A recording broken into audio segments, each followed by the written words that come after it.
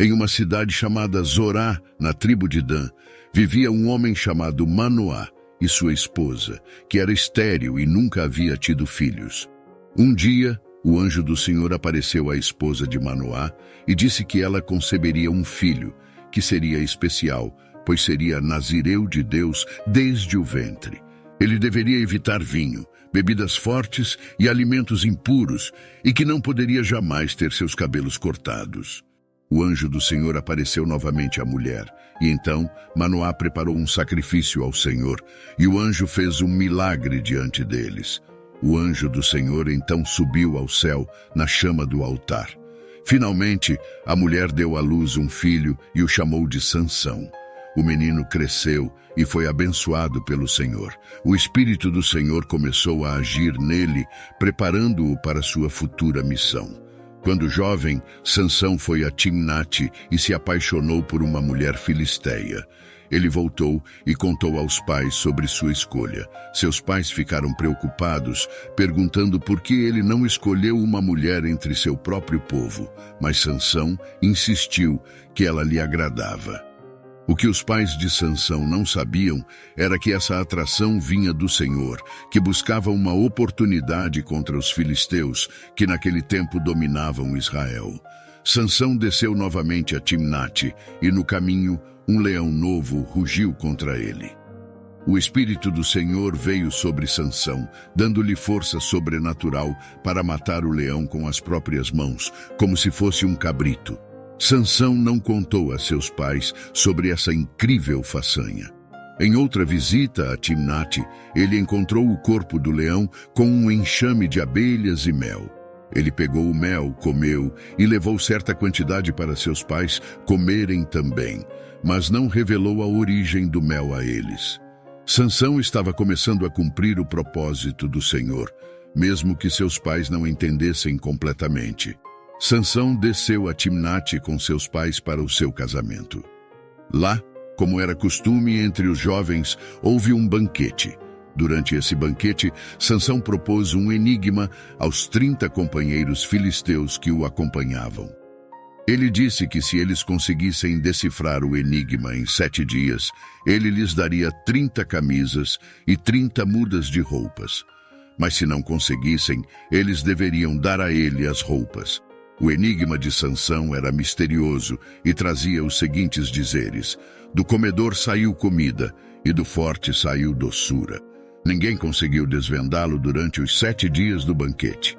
Os filisteus pressionaram a esposa de Sansão, dizendo que ela deveria convencer seu marido a revelar o enigma. Caso contrário, eles queimariam a casa dela e a do pai dela. Eles basicamente a acusaram de tê-los convidado só para prejudicá-los. A esposa de Sansão chorou diante dele e expressou sua tristeza. Ela disse que ele a estava tratando mal, que ele não a amava e que ele havia proposto um enigma aos filisteus, mas não o havia compartilhado com ela.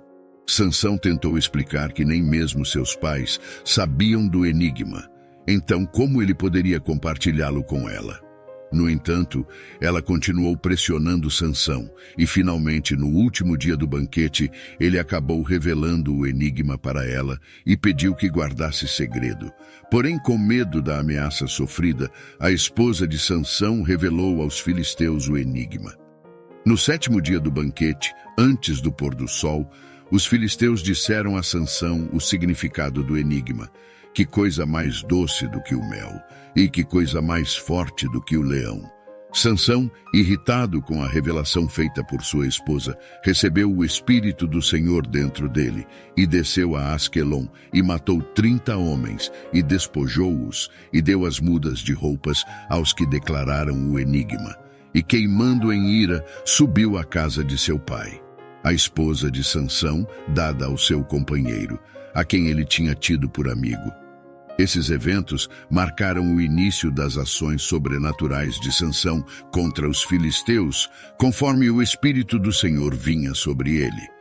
Depois de um tempo, durante a colheita de trigo, Sansão quis visitar sua esposa, levando um presente de um cabrito. Ele planejava entrar no quarto dela. No entanto, o pai dela não permitiu. Ele explicou que pensou que Sansão a tinha rejeitado, então deu-a em casamento ao amigo de Sansão. Ele sugeriu que a irmã mais nova dela seria uma melhor opção para ele. Sansão ficou chateado com isso e respondeu que agora tinha uma razão ainda maior para se vingar dos filisteus. Ele pegou 300 raposas, amarrou tochas às suas caudas e as soltou pelos campos dos filisteus. As raposas correram pelo terreno, incendiando colheitas, plantações de uva e oliveiras. Foi uma forma de retaliar contra os filisteus por terem dado sua esposa a outro homem. Os filisteus descobriram que Sansão havia causado todo esse estrago, queimando as plantações e vinhas deles, como vingança por terem dado sua esposa a outro homem. Eles ficaram furiosos e subiram até a casa da esposa de Sansão e de seu pai, incendiando-os. Sansão, vendo a destruição que causou, jurou se vingar dos filisteus e depois se retirou. Ele os atacou ferozmente, ferindo muitos deles. Depois disso, ele se refugiou em uma caverna no rochedo de Etã, onde se escondeu. Sansão estava determinado a retaliar contra os filisteus que haviam desonrado sua família e sua esposa. Os filisteus subiram a Judá e se espalharam por Leí, procurando Sansão para se vingar. Os homens de Judá confrontaram Sansão, perguntando por que ele havia provocado os filisteus. Sansão explicou que fez isso em retaliação pelo que os filisteus fizeram a ele. Os homens de Judá, temendo os filisteus, concordaram em amarrar Sansão e entregá-lo aos seus inimigos. Sansão pediu que eles não o matassem, e eles concordaram. Amarraram-no com cordas novas e o levaram aos filisteus em Leí. Quando os filisteus o viram, começaram a gritar contra ele. Nesse momento, o Espírito do Senhor veio sobre Sansão com grande força. As cordas que o amarravam se tornaram como fios de linho queimado, e suas amarraduras caíram de suas mãos. Sansão pegou uma queixada fresca de jumento e com ela feriu 1000 homens. Depois desse feito incrível, Sansão, com grande sede, clamou ao Senhor e agradeceu por esse grande livramento. No entanto, temia cair nas mãos dos filisteus. Sansão então clamou a Deus por água, e este o enviou água pela fenda das rochas, e assim Sansão foi reanimado e sua energia restaurada. Sansão chamou aquele local de fonte do que clama. Sansão reconheceu a ajuda divina que recebeu nesse momento de desespero. Posteriormente, Sansão foi a Gaza, onde encontrou uma mulher que era conhecida por ser uma prostituta, e ele entrou na casa dela. As pessoas de Gaza logo souberam da presença de Sansão na cidade e decidiram aprisioná-lo. Eles o cercaram e ficaram de guarda na porta da cidade a noite toda, planejando matá-lo pela manhã. No entanto, Sansão esperou pacientemente deitado até a meia-noite. Então, à meia-noite ele se levantou, arrancou as portas da cidade, incluindo as partes de madeira que ficam no chão, os umbrais, colocou tudo em seus ombros e carregou até o topo de um monte que fica em frente a Hebron. Foi um feito impressionante de força sobrenatural que demonstrou mais uma vez o poder que Deus lhe concedeu. Depois disso, Sansão se apaixonou por uma mulher chamada Dalila, que vivia no vale de Soreque. Os líderes dos filisteus foram até Dalila com um plano. Eles queriam que ela descobrisse o segredo da incrível força de Sansão e como poderiam derrotá-lo. Prometeram a ela uma grande recompensa de 1.100 moedas de prata de cada um deles.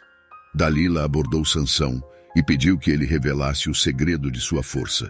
Sansão respondeu que se o amarrassem com 7 cordas novas que ainda não estivessem secas, ele perderia sua força e se tornaria como qualquer outro homem. Os líderes filisteus trouxeram essas cordas a Dalila, e ela o amarrou com elas, tentando descobrir seu ponto fraco.